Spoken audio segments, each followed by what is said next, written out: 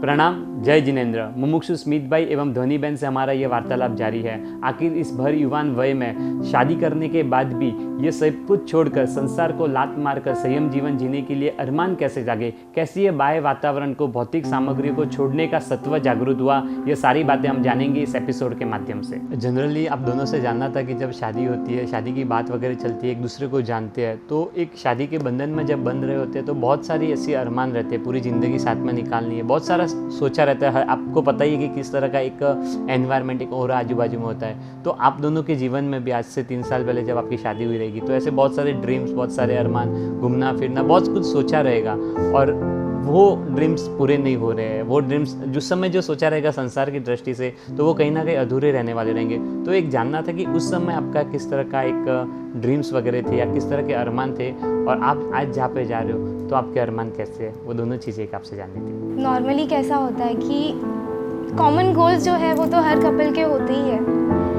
हमारा कुछ ऐसा था कि धर्म में एक दूसरे के पूरक बने, ऐसा कुछ एक लक्ष्य था कि उनको चौव्यार करना है। मुझे करना है कि नहीं करना है वो अलग बात, लेकिन एक सपोर्ट बोलता है ना कि नहीं, अगर दोनों को चौव्यार करना है, फ्रेंड सर्कल भी है लेकिन कोई इतना धर्मिष्ठ वगैरह नहीं है, तो वो एक सपोर्ट करना कि नहीं, अगर चौव्यार करना है तो दोनों साथ में करते हैं। तो ऐसे गोल्स की उकाड़ेला पानी वापरना है, चौव्यार करना है, होटल त्याग, ये वो, आइसक्रीम त्याग, कोल्ड ड्रिंक्स त्याग, तो सब चीज़ 1 बाय 1 वो एक गोल थी कि एक श्रावक और श्राविका की जो भूमिका है वहाँ पहुँचना है। नॉर्मल गोल सबके होता है कि यहाँ घूमेंगे, वहाँ मुझे घूमने फिरने का बहुत शौक, पर उससे भी ज़्यादा ऐसा था कि नहीं, श्रावक श्राविका जो प्रभु के शासन में हम हैं और प्रभु ने जो धर्म की स्थापना की है उसके भी एक सच्चे श्रावक और श्राविका बन सके, ऐसा हमारा कुछ लक्ष्य था। और उसके आगे कि व्यक्ति राग दोनों को है, लेकिन उससे भी ऊपर एक आत्मा का राग है कि आत्मा का हित चिंता है, आत्मा की हित चिंता है, ऐसा कि आत्मा कहीं गुम ना जाए, आत्मा का नुकसान न हो जाए। तो वो एक उद्देश्य है कि आज हम दोनों ये पंथ पे जा रहे हैं। आप दोनों से जानना था कि जब आप रहने के लिए गए, आपको सहजता से हाँ बोला एक बार, तो पेरेंट्स के माइंड में भी ऐसा रहता है कि रहने जा रहे हैं, ट्राई करें, उसमें क्या है, दीक्षा तो नहीं ले रहे हैं। परंतु जब आपने दीक्षा के लिए आप मक्कम हुए और उसके बाद आपने दीक्षा की बात रखी कि हम दोनों को दीक्षा ही लेनी है, और परिवार की आज्ञा, लाइक मम्मी पापा की, बड़े भाई वगैरह की आज्ञा आपने जब मांगी दीक्षा लेने के लिए, तब कैसा उनका रिएक्शन था या किस तरह वहाँ का माहौल था? सहजता से आपको हाँ बोला या उसमें भी आपको स्ट्रगल करनी पड़ी? जनरली हर दीक्षार्थी को वहाँ पे स्ट्रगल ज़्यादा रहती है, खुद के भाव होना ईजी रहता है, वैराग्य आना एक बार गुरु भगवान के पास जाके आ जाता है, परंतु परिवार वालों को जिनके लिए राग है वो राग तोड़ना बहुत मुश्किल होता है, वो भी एक अलग घटना है। तो आपके परिवार वालों ने आपके लिए कैसे हाँ बोला, वो एक जानना था। परिवार वालों की इतनी उदारता कि उनको थोड़ा तो हिंट आ गया था कि ये लोग गुरुकुलवास में गए लेकिन दीक्षा ले ही लेंगे, मतलब थोड़ा तो आइडिया आ गया था उनको। फिर भी वो एक होता है ना कि लेंगे कि नहीं लेंगे, अभी तक फिक्स नहीं है। तो जब घर पे बात किया तब सब आनंद में थे और सबने सहजता से हाँ भी बोला, लेकिन एक सिर्फ ये चीज़ उनको अटक रही थी कि इतना जल्दी क्यों, थोड़ा और टाइम रहो फिर जाओ, ऐसा। तो हम तो साहिब जी के पास रुकने चले गए थे। उसके बाद उन्होंने बोला कि हम आ रहे साहिब जी को मिलने को, कि साहिब जी से बात करते हैं, थोड़ा लेट करवाते, इतना जल्दी नहीं देना है हमें।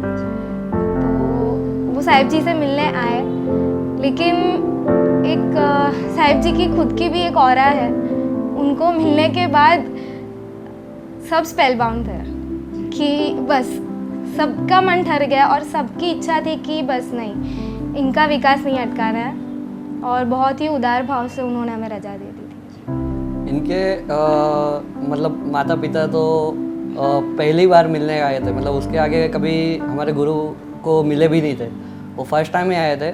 और लेकिन फ़र्स्ट टाइम देखने के बाद भी इतने प्रभावित हुए थे कि उन्होंने सोचा कि मतलब ऐसे गुरु है तो क्यों रुकना है, मतलब सहजता से उन्होंने भी सहजता से रजा दे दी। स्मित भाई, ध्वनि बहन, आपने हमें ये मौका दिया, द जैन फाउंडेशन के माध्यम से आपकी बातों को, आपके वैराग्य के भावों को लोगों तक पहुंचाने का एक चांस दिया, उसके लिए खूब खूब धन्यवाद, आभार।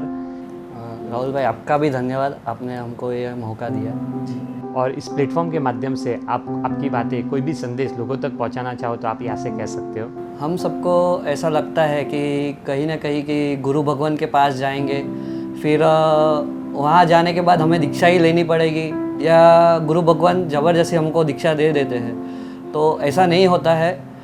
हम भी जब रहने को गए थे तो हमने पहले ही क्लियर मतलब गुरु भगवान को बोला था कि हमको दीक्षा के भाव नहीं है, हमको रहने आना है, हमको जानना है क्या लाइफ होती है, जो हमें संसार में भी काम में आए, और मतलब पढ़ाई करनी है, शास्त्र को पढ़ना है, आगे का कोई भी विचार नहीं है।